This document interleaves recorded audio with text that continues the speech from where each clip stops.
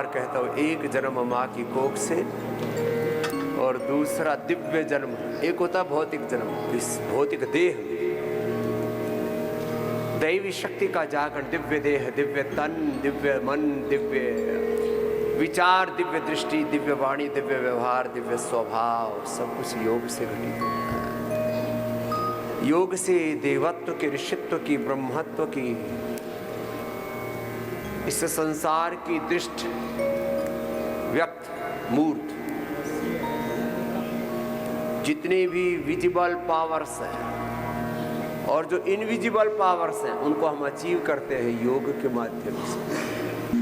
सर्दी है, ठंड ना लगे, उसके लिए 10 उपाय बताते हैं छोटे छोटे। जिनकी इम्यूनिटी लो होती है उनको सर्दी भी लगती है, गर्मी भी लगती है। कोई भी बैक्टीरिया, वायरस, फंगस, कोई भी कम्युनिकेबल, नॉन कम्युनिकेबल डिजीज का मुख्य कारण है आपकी इम्यूनिटी लो है। तो सामान्य रूप से इम्यूनिटी कमजोर है तो इम्यूनोग्रिड। और वर्षों से आप देख रहे हैं कि बार बार सर्दी, जुकाम, बुखार, गला खराब और कोई ना कोई अला बला पीछे पड़ी रहती है। तो इम्यूनोग्रिड गोल्ड ले लो। और ही ज़्यादा इम्यूनिटी अच्छी करनी है तो सब उठते ही आंवला, एलोवेरा, गिलोय, गोधन अर्क, थोड़ा सा पतंजलि हनी मिला लेना उसमें। पतंजलि हनी इसलिए बोला कि हनी के नाम पर, च्यवनप्राश के नाम पर केसर, शिलाजीत, हींग के नाम पर घी, और बहुत महंगे महंगे जो वर्जिन ऑयल है, जैसे भारत में सबसे महंगा तेल और जिसकी कोई ज़रूरत नहीं है भारतीयों को, olive oil, extra virgin olive oil. और हम उससे फिर छोंक लगाते हैं, तड़के लगाते हैं, उसमें पूड़ियाँ तल के खाते हैं। जहर हो जाता है। क्यों खाते हैं ऐसी चीज़ें? तो नकली हनी, नकली च्यवनप्राश, नकली केसर, नकली शिलाजीत, नकली दवाइयाँ, बहुत कुछ खा रहे हैं हम लोग, नकली घी, बहुत सारे तेल। चलो, आंवला, एलोवेरा, गिलोय, गोधन अर्क, हनी, एक एक चम्मच ले लो। इम्यूनिटी ऐसी हो जाती है कि आपको कोई भी बीमारी छू न सकेगी। ये तो उठते ही ले लें तेज गर्म पानी में,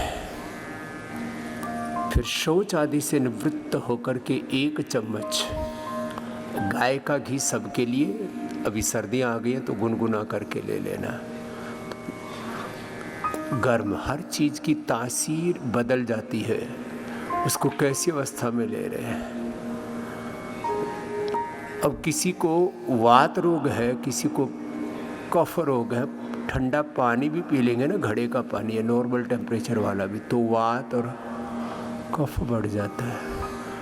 उसी को गर्म करके पी लिया, वात रोगी और कफ रोगी, तो फिर वात कफ नहीं बढ़ेगा। उसी को यदि अरण्य मूल या दशमूल या पीड़ांतक क्वाथ के रूप में पी लिया, या रसी पी लिया, एलोवेरा, गिलोय, पारिजात, निर्गुंडी, सहजने का, या कोई भी एक द्रव्य का स्पर्श मात्र, उसी से ही जल औषधि बन जाता है। श्वासार या मुलठी पानी में डाल करके भिगो करके ही पी लिया, उबालने की भी ज़रूरत नहीं है, तो भी कफ रोग दूर हो जाता है। थोड़ा गुनगुना करके पीना। हाँ, अब किसी को पित्त है तो उसमें तो मुलठी, सौंफ, व्हीट ग्रास, एलोवेरा, यह अत्यंत पित्त शामक है। साथ में एसिडोग्रिड, लिवोग्रिड ले लो। वात रोगों में पीड़ा निर्गोल्ड ऑर्थोग्रिड ले लो। कफ रोगों में स्वासारी ब्रोनकोम ले लो। पित्त रोगों में एसिडोग्रिड, लिवोग्रिड ले लो। लंबे लंबे श्वासों के साथ 10 बार से शुरू करके अभ्यास बढ़ाना। ठंड को भगाने के लिए पहले तो बताया आंवला, एलोवेरा, गिलोय, गोधन अर्क, हनी। फिर खाली पेट 1 चम्मच गाय का घी।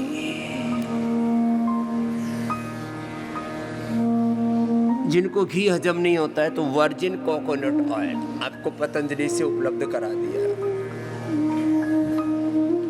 कांच की शीशी में इसलिए उपलब्ध कराया है, उसमें कोई भी, दरअसल हर एक मनुष्य में सैकड़ों, हजारों, लाखों नहीं, करोड़ों प्लास्टिक के सूक्ष्म कण शरीर में पहुंच गए। इसलिए हमने ये पहल की है।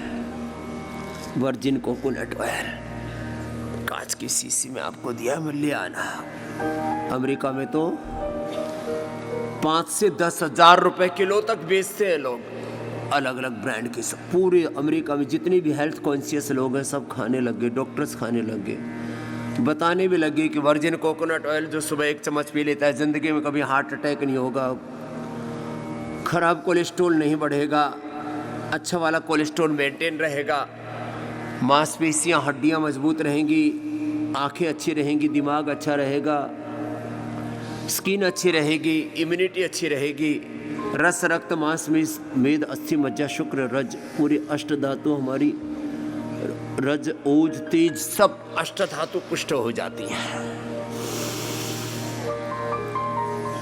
ये जो ज्यादातर लोगों को आजकल लो इम्यूनिटी की और खास करके पार्किंसंस, अल्जाइमर, डिमेंशिया, भूलने की बीमारी, दिमाग का दिवालिया निकला पड़ा है और पूरा शरीर अंदर से खोखला जर्जरित हुआ पड़ा है। कुछ चीजें हमने छोड़ दी, इन पर ध्यान देने की जरूरत है। जिनको ठंड ज्यादा लगती है वो गाय का घी, ये वर्जिन कोकोनट ऑयल, तिल का तेल, ये इसकी प्रकृति में उष्ण होती है, और बादाम रोगन गर्म करके 1 चम्मच ले लें। 1 ही चम्मच लेना है, छोटा बड़ा चम्मच या आपकी कैपेसिटी के अकॉर्डिंग आप तय कर लेना, माने 5 से 10 ग्राम। फिर 1 चुटकी सेंधा नमक और तेज गर्म पानी पी लेना, ये बेस्ट है। कभी भी कॉन्स्टिपेशन नहीं होगा, लुब्रिकेशन हो जाता है सुबह सुबह पेट का, वो पूरी आंतों में ऊपर से लेकर के नीचे तक एक पाइप की तरह है आपकी आंत ना। ये 32 फीट की जो आंत है, ये इसका अंदर से लुब्रिकेट करना बहुत जरूरी है। इसलिए सुबह सुबह तो घृतपान या तैलपान, और जब खाना खाते ना तो सबसे पहले सूप नहीं, सबसे पहले अनार, पपीता, सेब, गुगोसा, गाजर, मूली, टमाटर, खीरा, जो भी आपको खाना है पहले ये खाओ। 4 भाग करो भोजन के। आपको लगभग एक व्यक्ति के लिए 400 ग्राम फूड पर्याप्त है। कम से कम 100 ग्राम उसके अंदर, कम से कम 100 ग्राम उसमें फ्रूट जाने चाहिए। 100 ग्राम से कम नहीं। ये मैं अपना अनुभव बता रहा हूं पिछले 30 वर्षों का। उसमें अनार मैंने कंपल्सरी शामिल किया हुआ, और उसका कारण है कि मैं कभी बीमार नहीं होता। जो खाएगा अनार वो नहीं होगा कभी बीमार। 1 अनार 100 बीमार, ऐसे कहावत तो है गांव में। ना कॉन्स्टिपेशन, ना कोलाइटिस, ना इंडाइजेशन, ना फूड पॉइजनिंग, और तमाम तरह के कुछ ना कुछ उलट पुलट, ब्लूटिंग, गैस का, एसिडिटी, पायस, फिशर, फिस्टुला, पाचन की समस्या 99% लोगों को है। खाया पिया ठीक से हजम नहीं होता, बहुत दिक्कतें हैं, शरीर में लगता नहीं, मेटाबॉलिज्म गड़बड़ है, मोटापा हो गया, कोलेस्ट्रॉल बढ़ गया, इन्फ्लेमेशन बढ़ गया, ये बढ़ गया, वो बढ़ गया, सारी ये सब घटना बढ़ना जो भी उलट पुलट चल रहा है वो इसलिए हो रहा है कि हमारा शरीर के पूरा जो हमारा अस्तित्व है उसके 2 मुख्य पार्ट है। एक आहार जिससे पूरा स्ट्रक्चर बनता है, दूसरा विचार जिससे हमारा पूरा कैरेक्टर तय होता है, हमारा स्वभाव तय होता है। चलिए, तो एक पार्ट रो फूड जिसमें सलाद, फ्रूट्स और 1-1, 2-2 नग, लोग मुट्ठा भर भर के जो ड्राई फ्रूट्स खा रहे हैं, ये मूर्खता है। खा पी करके कहते हैं गुड़ गोबर एक कर रहे, खा पी करके गू कर रहे हैं और बीमारी और भर रहे हैं अपने शरीर में। 1-2 पीस से ज्यादा, एक मुट्ठा तो खाने के लिए घोड़े की तरह दौड़ना पड़ता है। कहाँ तुम्हारे अंदर वो ताकत है? खाए जा रहे हैं, बस पैसे है इसलिए उड़ाए जा रहे हैं। 1-2 पीस से ज्यादा बादाम, अखरोट, मुनक्का, खजूर, अंजीर आदि नहीं होने चाहिए। यहाँ खाए जा रहे हैं।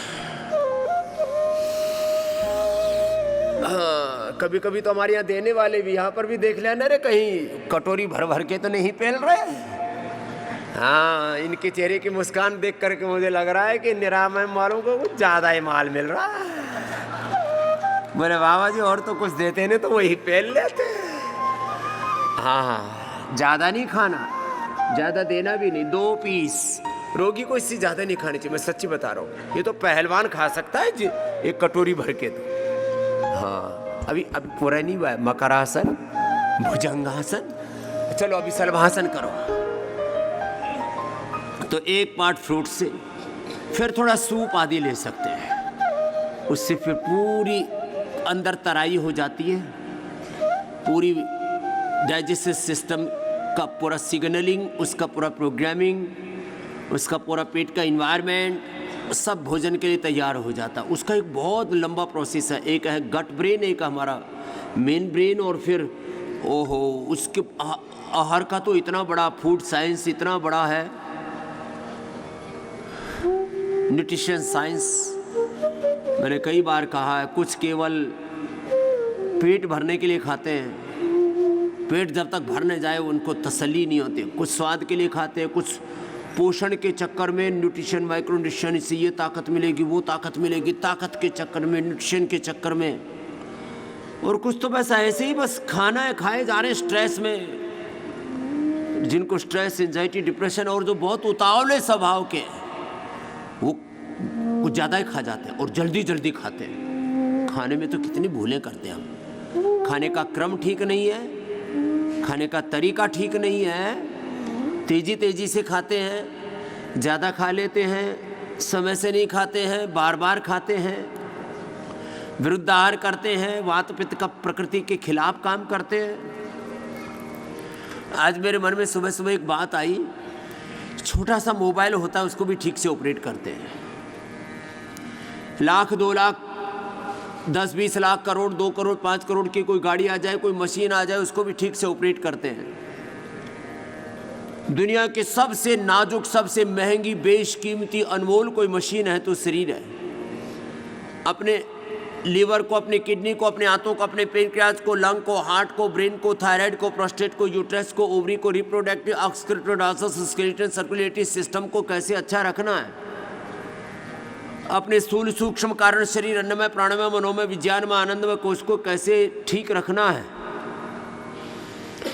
कैसे अपने तन मन जीवन को अच्छा रखना है, इसके बारे में हे मेरे राम 99% लोगों को इसके बारे में ठीक ठीक बोध ही नहीं है। सेल्फ केयर के बारे में 99% लोग लापरवाह हैं, लापरवाह।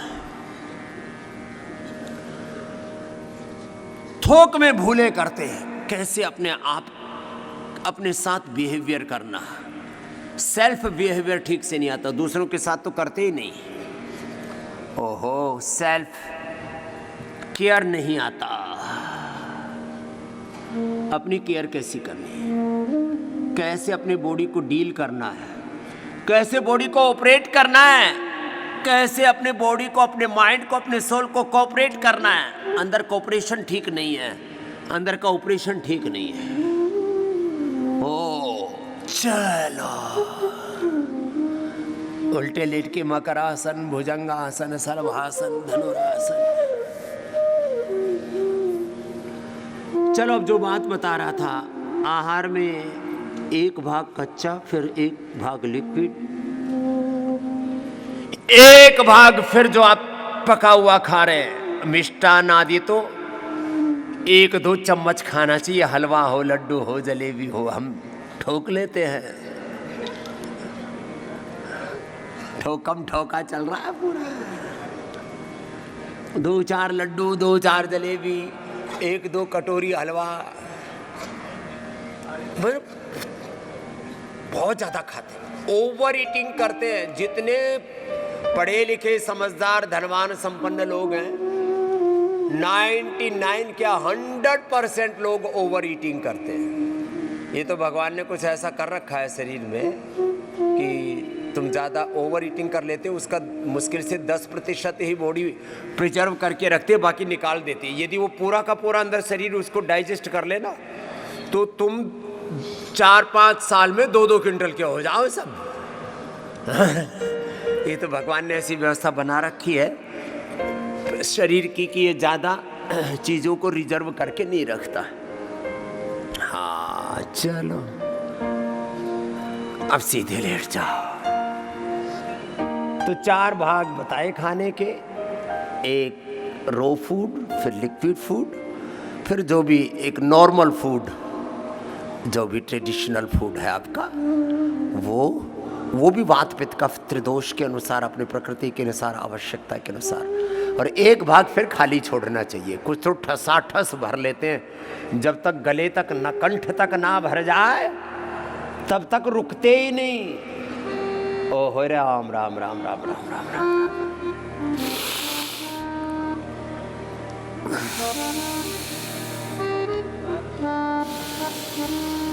अपना अपना अभ्यास करो। तो सर्दी से बचने के उपाय बता रहा था। जिनको सर्दी लगती है उनको अनाजों में रागी, बाजरा, मकई, चौलाई, ये सब गर्म है। चौलाई भी गर्म है, रागी भी गर्म है, बाजरा भी गर्म है, मकई भी गर्म है। सबसे गर्म है बाजरा। खाओ, वज्र जैसे हो जाओ। राजस्थान में चूरू आदि ज़िले ऐसे हैं, जैसलमेर, जोधपुर आदि ज़िले ऐसे हैं, वहाँ पर टीबी टीले जहाँ होते हैं वहाँ -1,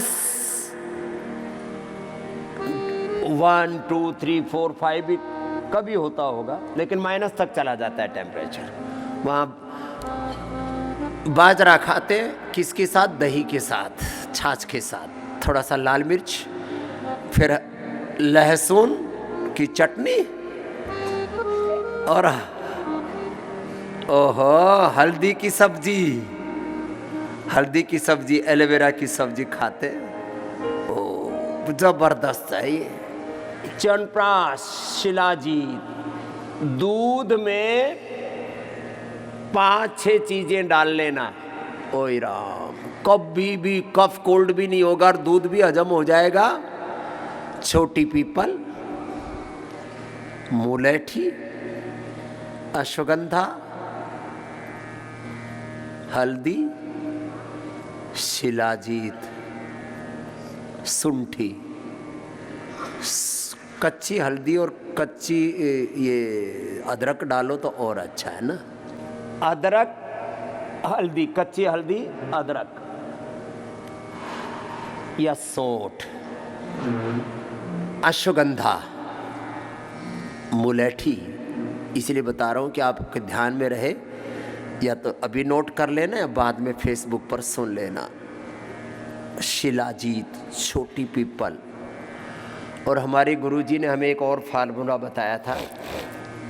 हम 2-2 किलो दूध हजम कर लेते थे। कितना? एक बार में 2 kg, 2 kg, 2 लीटर। हाँ भाई, 5 लीटर हमने नहीं पिया, 2 लीटर पिया है पक्का। 2 लीटर दूध और 2 लीटर दही। लेकिन फिर वही पीते थे और कुछ नहीं, ना दाल, ना रोटी, ना सब्जी, और कुछ भी नहीं। कुछ नहीं मतलब कुछ नहीं। 1 चम्मच पंचकोल, पीपल, पीपला मूल, चित्रक, चव्य, सौंठ। पंचकोल का काढ़ा मिलता है आपको, पतंजलि से ही मिल जाएगा। पीपल, पीपला मूल, ये पीपल का मतलब पीपल नहीं होता, एक अलग होता है। पीपल, पीपला मूल, चित्रक, चव्य, सौंठ। छोटी पीपल, पीपला मूल, पीपल, पीपला मूल, चित्रक, चव्य, सौंठ। इसका पंचकोल बोलते हैं। एक होता पंचकोल, एक होता पंचसकार, एक होता त्रिकुटा, एक होता त्रिफला, एक होता सीतोपलादी, एक लवण भास्कर, हिंगवाष्टक। कुछ चीज़ें तो पहले घर घर में बनाया करते थे लोग, च्यवनप्राश भी घर घर में बना लेते थे, मुरब्बा, आंवले की चटनी आदि। अभी भी कुछ माँ बहन बेटियों को बनाना आता है। चलिए, जिनको कफ कोल्ड रहता है वो सीतोपलादी, त्रिकुटा या स्वासारी पाउडर ले सकते हैं, स्वासारी ब्रोनकोम ले सकते हैं। सर्दी जुकाम बहुत होता रहता है, गला खराब होता रहता है, खो खो करते रहते हैं, ये लिया करो। ब्रोनकोम और कंठामृत तो चूस भी लिया करो, उसमें लवंग आदि, खजरा आदि ये भी चूसे जा सकते हैं। मुलैठी, काली मिर्च, मिश्री, मुनक्का या खजूर आदि भी वो भी चूस सकते हैं साथ में। और तुलसी दल और एक छोटा सा टुकड़ा अदरक का या एक छोटा सा टुकड़ा इसका हल्दी का, ये मुंह में डाल के चूस सकते। चलिए, लहसुन कल्प, लहसुन खाओ।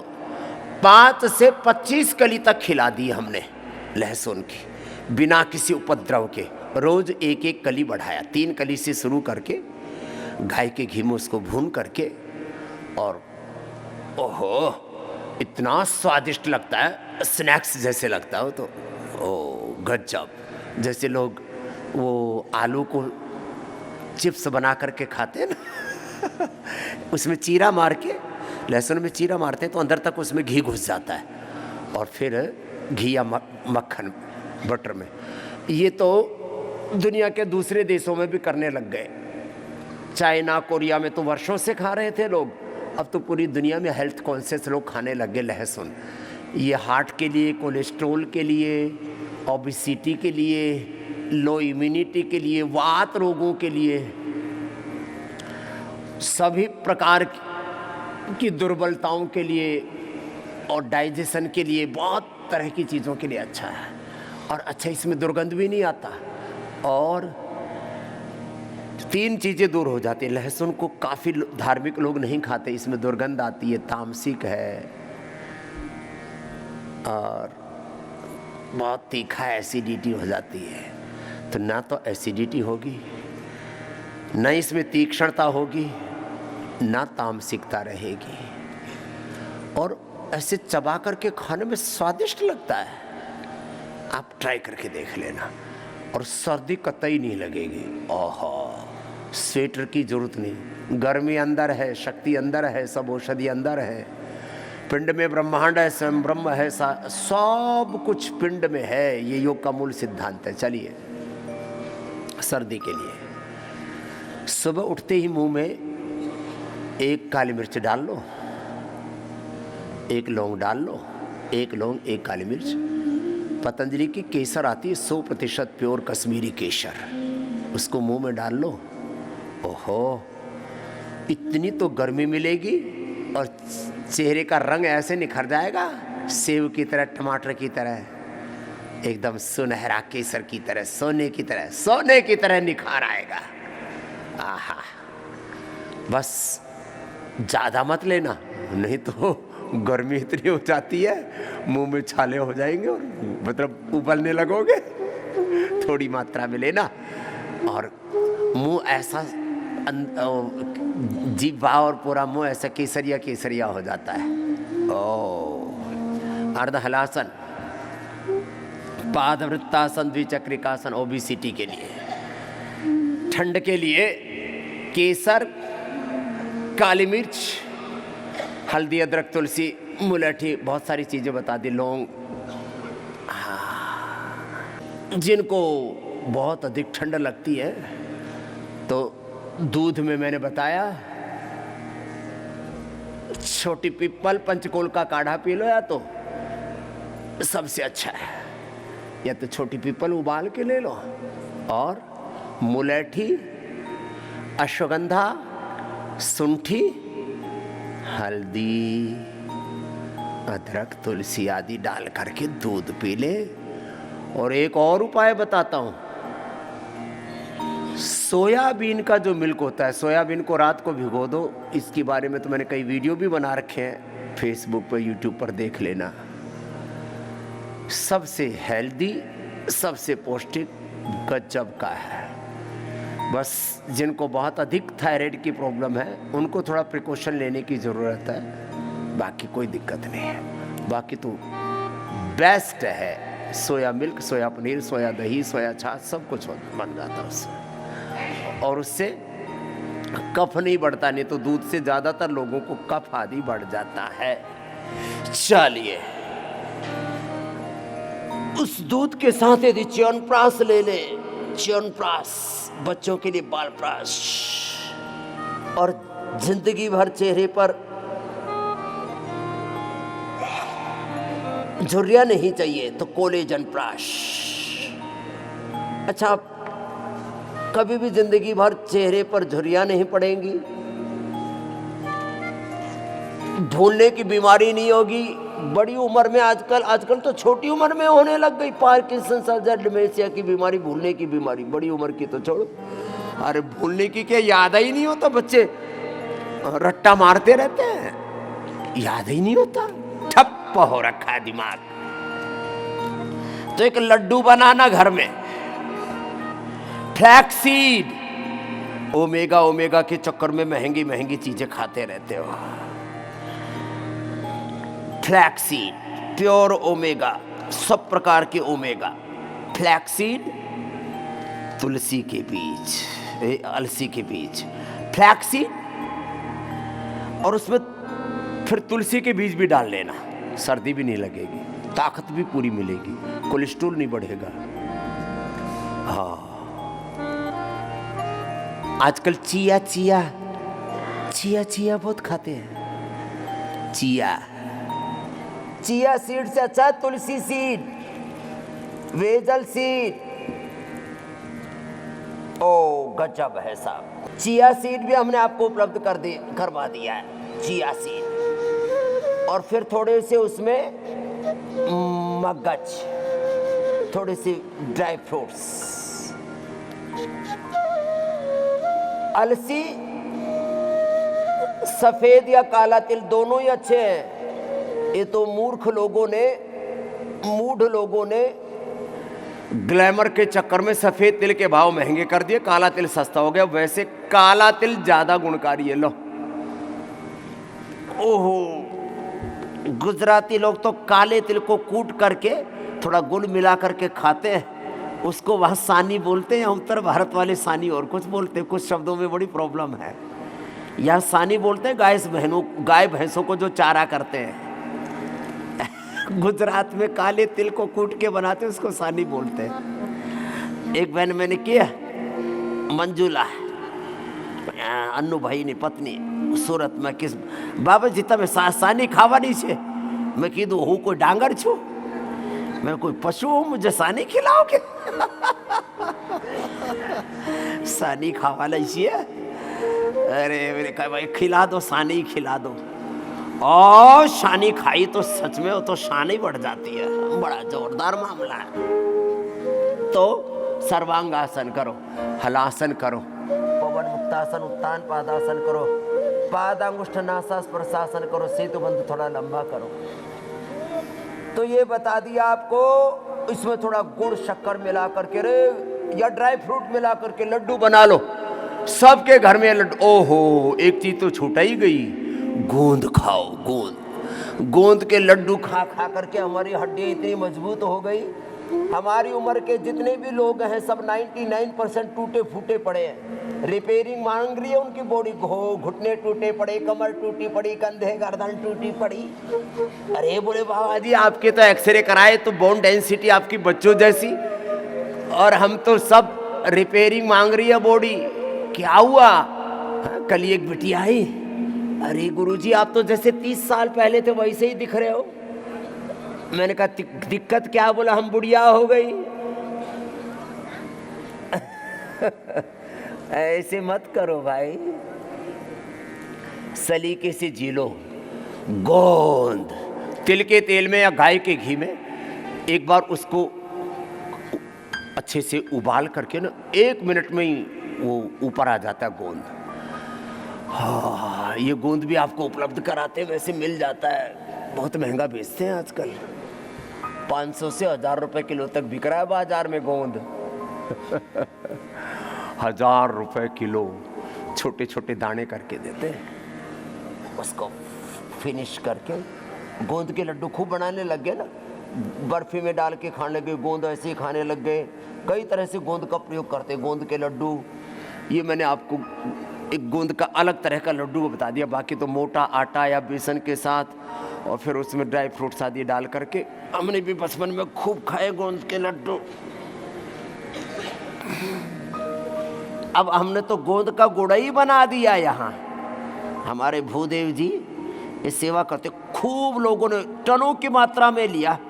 अभी फिर शुरू कर दिया है गोंद वाला गुड़, ड्राई फ्रूट वाला गुड़, गोंद और ड्राई फ्रूट के साथ। और ऐसा वो तो गुड़ ही अपने आप में है, और उसमें तिल भी डाल देते हैं, फ्लैक्सीड भी डाल देते हैं। तिल तो डालते हैं, फ्लैक्सीड और डलवा देना महात्मा जी। हाँ हाँ, फ्लैक्सीड अच्छा रहता, बहुत ही गजब। तो अपने अपने अभ्यास मैंने बताया थोड़ा लंबा किया करो। कुछ तो ऐसे नाम चारे का करते हैं, गांव की भाषा में बोले तो पोत सा उतारते हैं। बस कर लिया औपचारिकता, हाँ ये भी कर लिया, वो भी कर लिया, और किया कुछ नहीं। ऐसे ही एक एक अभ्यास को कम से कम 1 मिनट, और अब जैसे किसी की नाभि धरण आदि डिगी होती है तो 2 से 5 मिनट। पादांगुष्ठनासा स्पर्शासन 2 से 5 मिनट। लीवर किडनी की प्रॉब्लम है, डायबिटीज है, नाभि धरण आदि डिगी हुई है, 2 से 5 मिनट पवन मुक्त आसन, 2 से 5 मिनट उत्तान पादासन, 2 से 5 मिनट पादांगुष्ठनासा स्पर्शासन, 2 से 5 मिनट 10 मिनट तक करवा देते हैं डायबिटीज, टाइप 1 डायबिटीज होने पर। पवन मुक्तासन, उत्तान पादांगुष्ठनासा स्पर्शासन, हलासन, मंडूकासन, योग मुद्रासन, अर्धमुत्सिंद्रासन, वक्रासन, फिर बैलेंस के लिए गोमुखासन। तो भाई ठंड दूर करने के उपाय बता दिए। लगाओ दंड, भगाओ ठंड। दंड बैठक लगाओ, दौड़ लगाओ। सुबह सोड़ में पड़े रहते, मैं कहता हूं भाई सोड़ छोड़, उठ के दौड़, दौड़ लगाओ। तो एक तो लो इम्यूनिटी वालों को सर्दी लगती है, फिर जिनका लीवर कमजोर होता है उनको भी सर्दी भी लगती है। अच्छा हाँ, जिनको बीपी लो होता है, लो हीमोग्लोबिन होता है, उनको तो हमेशा ही इतने सीढ़े रहते हैं। किसी किसी को तो देखो ना, तो जब देखो ऐसे बर्फ की सिल्ली जैसे लगती है, और हमें नंगा भी देखो तो हाथ रखो तो ऐसे लगेगा जैसे मतलब गर्मा गर्म को।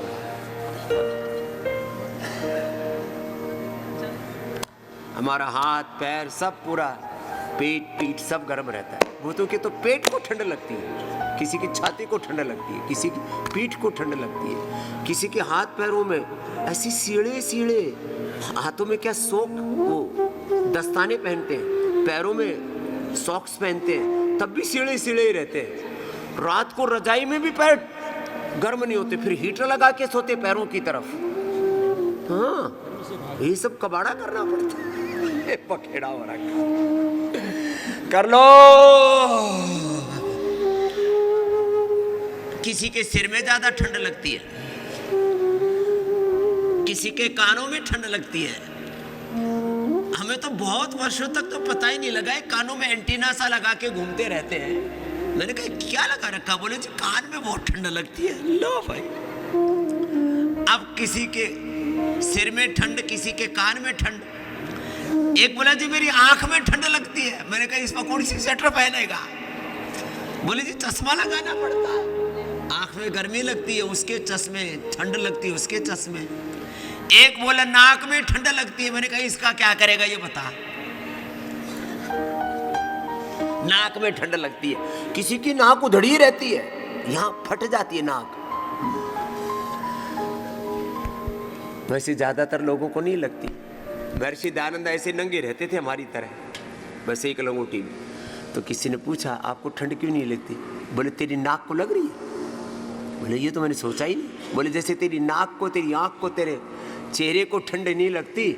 मैंने अपने शरीर को ऐसे ही बना लिया है। सच में ऐसा तुम भी बना सकते हो।